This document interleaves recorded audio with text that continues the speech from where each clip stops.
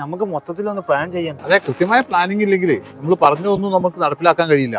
ആളുകൾ നമ്മളെ പരിഹസിക്കും. ആകെ അലമ്പാവോ? സെലീമയ്ക്ക് നെഗറ്റീവ് അടിക്കല്ലേ. ഹലോ ഹലോ, നിങ്ങൾ ഇറങ്ങിയില്ലേ? ഷാദിയും മോളും 10 മണിക്ക് ബസ് സ്റ്റാൻഡിൽ ആ, എത്തും.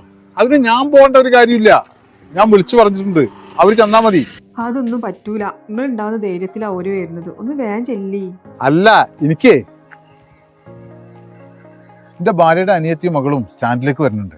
ഞാനൊന്ന് പോയിട്ട് പെട്ടെന്ന് വരാം. ആര് സായിദാത്തെ? എന്ത് പ്രശ്നം? ഓളെ മകളുടെ ഒരു അഡ്മിഷന് വേണ്ടിയിട്ട് ഒരു അറ്റസ്റ്റേഷന്റെ പ്രശ്നമുണ്ട്. എന്നാലേ നിങ്ങൾ പോയിട്ട് വരി, ഞങ്ങളവിടെ പോവാം. 2 മണിയാകുമ്പോഴത്തേന് അങ്ങാടി കണ്ടെത്താം. ആ, ആയിക്കോട്ടെ, ഞാൻ പെട്ടെന്ന് പോയിട്ട്. ഓക്കെ.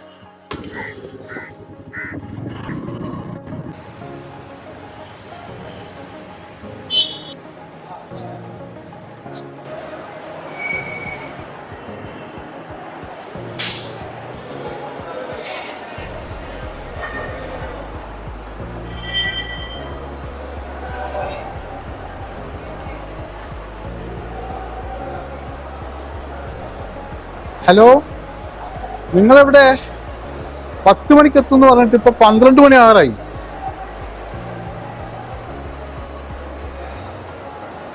ആ ഭാഗത്തു നിന്നുള്ള ബസ്സുകളൊക്കെ സ്റ്റാൻഡിൽ വരുന്നുണ്ടല്ലോ. എനിക്ക് 2 മണി ആകുമ്പോഴേക്ക് തിരിച്ചെത്താനുള്ളതാ. പെട്ടെന്ന് വരി.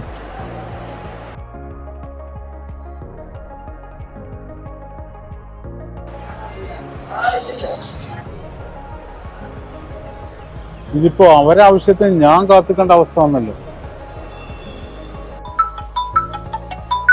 ഹലോ, ഇന്നെനിക്ക് കുറച്ച് തിരക്കുകളുണ്ട്. വൈകുന്നേരം 5 മണിക്ക് ശേഷം കാണാം. ആ, ഓക്കെ. 5 മണിക്ക് ശേഷം ഒന്ന് വിളിച്ചോളൂ.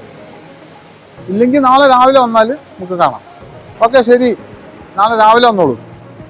ശരി, ഇൻഷാ അല്ലാ. ഇനിയും കാത്തുനിന്നാല് 2 മണിക്കുള്ളത് 4 മണിക്കും എത്തൂല.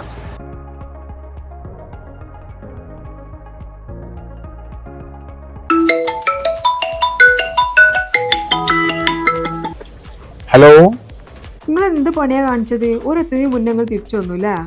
ഞാൻ എത്ര നേരം വിചാരിച്ചാ കാത്തുക്ക? ഒരുപാട് തിരക്കുകളുള്ള സമയമല്ലേ. അതെ, നിങ്ങൾക്ക് ഞങ്ങളെക്കാളൊക്കെ വലുത് നിങ്ങളെ തിരക്കുകളല്ലേ. ഞാൻ ആകെ നാണം കെട്ടി. ഞാനിപ്പം വീട്ടിലെത്തുന്നേ ഉള്ളൂ. ഞാൻ ഡ്രസ്സ് മാറട്ടെ.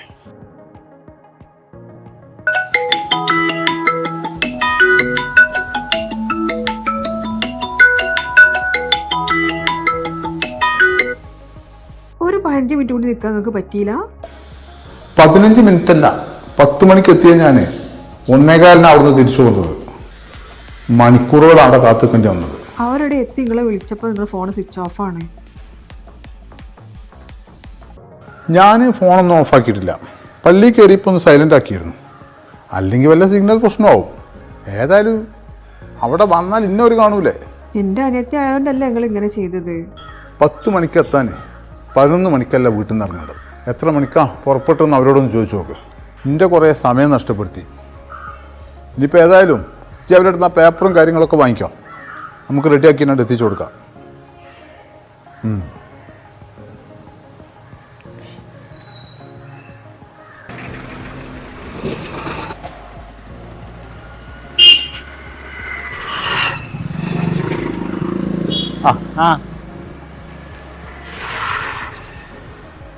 എന്തായി വിചാരിച്ച പോലെ ഒഴിവായില്ലല്ലേ? നിങ്ങള് വിളിച്ചു പറഞ്ഞോണ്ട് ഉച്ചർക്കം കിട്ടി. ആ, അത് നന്നായി. എന്റെ ഓഫീസിലുണ്ടായിരുന്നില്ലേ? ആ, ഓഫീസൊക്കെ ഉണ്ടായിരുന്നു. അത് വിട്, നമുക്ക് നമ്മളെ കാര്യങ്ങൾ സെറ്റാക്കാം. നിങ്ങൾ രണ്ടാളും കൂടി നമ്മുടെ വാർഡില് ഡിഗ്രി പാസ്സായവരുടെ ഒരു ലിസ്റ്റ് തയ്യാറാക്കണം. എന്നിട്ട് അവരൊന്ന് വിളിച്ചു ചേർക്കണം. അതെന്തിനാ?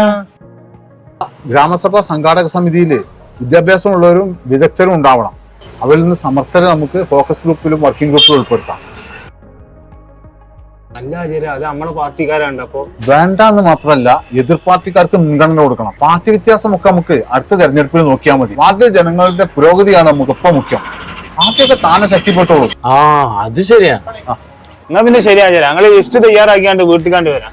കൂട്ടത്തില് നമ്മുടെ പഞ്ചായത്തിലെ 2024-25 പദ്ധതി രേഖ റെഫർ ചെയ്ത് നടപ്പിലാക്കിയ പദ്ധതികളെ കുറിച്ച് ഒരു നോട്ട് തയ്യാറാക്കണം. നടപ്പിലാക്കാത്ത പദ്ധതികളും. സലീമേ, ഈ നോട്ട്ബുക്ക് കയ്യിൽ വെച്ചോ. ഗ്രാമസഭക്ക് അറിയിപ്പ് കൈപ്പറ്റുന്ന എല്ലാവരെ കൊണ്ട് ഇതിൽ ഒപ്പിടിക്കണം.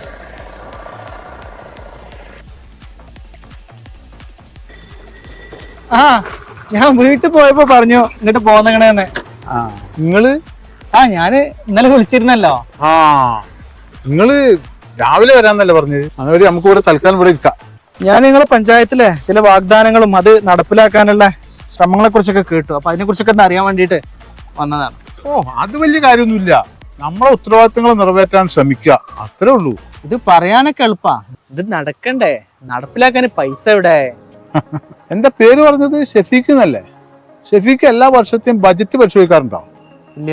എന്നാലേ ഇനി അതൊക്കെ പരിശോധിക്കണം. കേന്ദ്ര സംസ്ഥാന ബജറ്റുകളിലായി പഞ്ചായത്തിന് ഓരോ വർഷവും 5 കോടിയോളം രൂപയാണ് വകയിരുത്തപ്പെടുന്നത്.